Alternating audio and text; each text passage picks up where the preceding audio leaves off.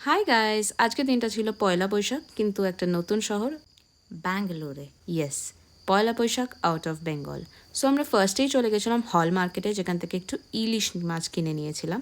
তারপরেই দেখতে পাচ্ছ এই সুন্দর গ্রিন শাড়িটা পরে আমরা টুক টুক টুক টুক টুক টুক করে সিঁড়ি দিয়ে নেমে বেরিয়ে পড়লাম হচ্ছে ও ক্যালকাটার দিকে।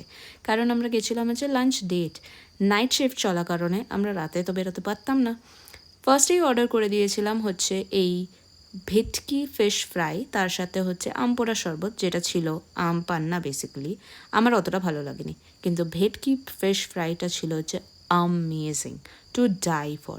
কলকাতার বাইরে যদি কলকাতা টাইপের ফিশ ফ্রাই খুঁজছো, তাহলে এখানে ডেফিনেটলি আসো, মাস্ট রেকমেন্ডেড।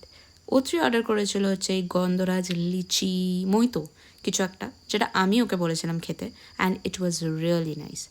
মেন কোর্সে আমরা দিয়েছিলাম হচ্ছে কাজু কিশমিশ পোলাও, বাট আমরা বলেছিলাম যে আমাদেরকে বাসন্তী পোলাও দিতে, ওটা মেনুতে ছিল না। তাই কাজু কিশমিশ পোলাও আর মাটন কষা দিয়েই স্টার্ট করলাম। মাটন কষার মাংসটা ছিল অ্যামেজিংলি সফট, ডেলিকেট, জুসি, খুব সুন্দর খেতে। কিন্তু কাজু কিশমিশ পোলাওটা না আমার অনেস্টলি অতটা ভালো লাগেনি। বেশি মিষ্টি মিষ্টি, আর কাজু কিশমিশ আমরা দুজনেই পাত থেকে বাদ দিয়ে দিয়েছিলাম, বিকজ আমরা দুজনে খাই না ওটা। তো ইট ওয়াজ আ ফ্লপ বলতে পারো। কিন্তু যাই হোক, বলে না, all's well that ends well. এইভাবেই কাটলো আমাদের ছোট্ট Poila Baishakh, by celebrating a little piece of Kolkata in Bengal. Guys.